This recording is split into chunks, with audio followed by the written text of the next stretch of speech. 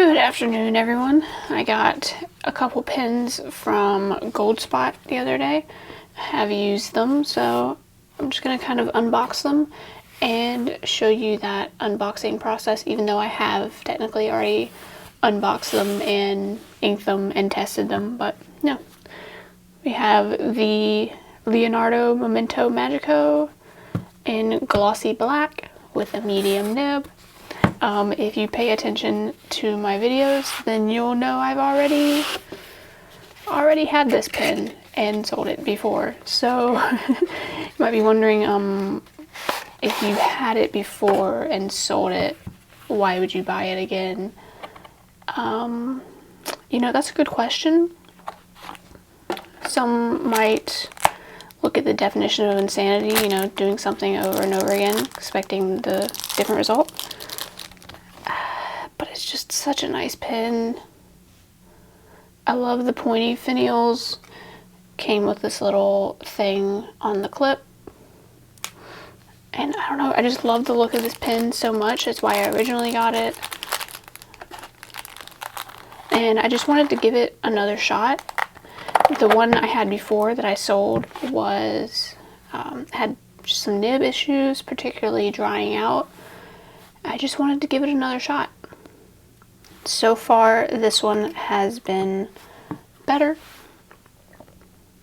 It's just a beautiful pen. Absolutely love the way it looks. Let me find a notebook, because I forgot to get one. Bad video recorder person. Okay. So let's get a closer shot.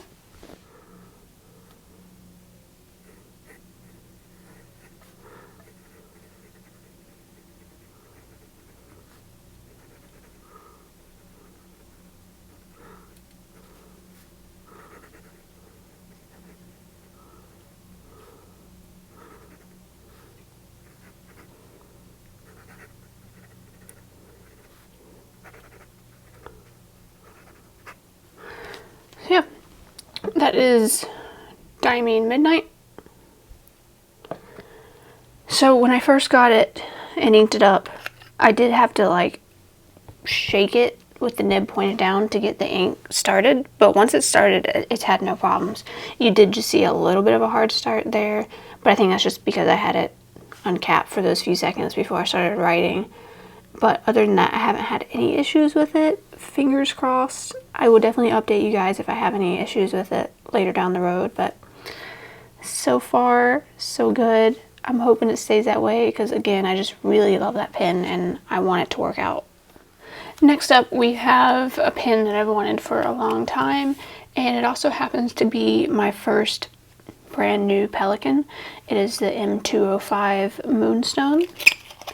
It has been on my list of pens I've wanted for a long time.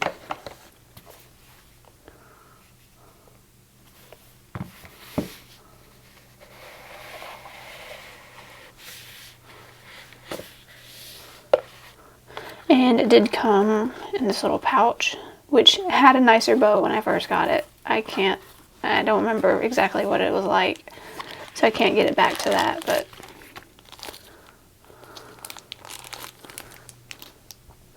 here it is.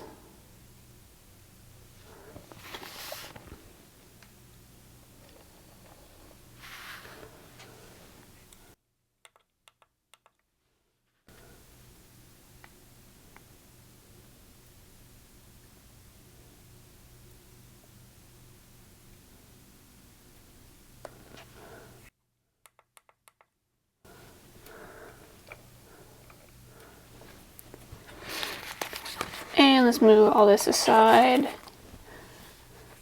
Now, Pelikans are my favorite fountain pens, but I knew going into this that my vintage ones were going to be better because I know that the new modern ones just aren't as good, but this is worse than I expected. The body itself feels fine. The plastic feels pretty dang solid. Usually I hate like transparent plastics, but this feels pretty solid, but the nib is just not good. I did get a broad. Let's go ahead and get back in here.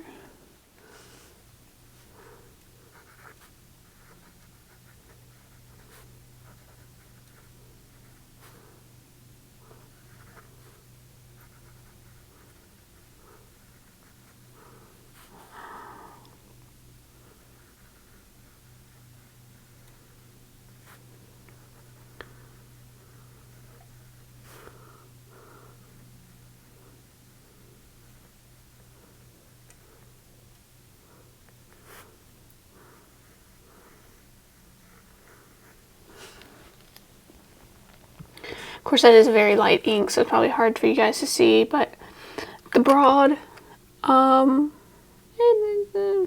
a little bit finer than I think I would have expected. I feel like that's only just slightly thicker than my medium Pelikan M200, but I don't have that with me right now to show that comparison, but from what I can remember off the top of my head, I feel like that's only slightly broader. But the big problem is, one, the nib is flatter than I expected. I'll try to get a close-up shot of that, but it's, you know, more flat. It's kind of a flat spot. Very good at describing things.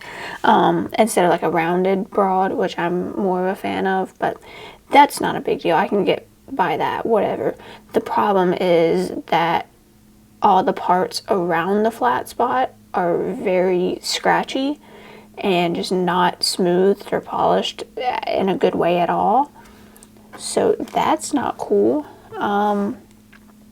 There's nothing I couldn't fix with some micro mesh myself, but I could definitely see where, you know, that is a problem for people who aren't comfortable using micro mesh. So something to keep in mind. That is the pen. I will definitely update you guys later with a full review, but for now, it's okay. Not super happy with that, and I'm happy with the Leonardo for now. So we'll see.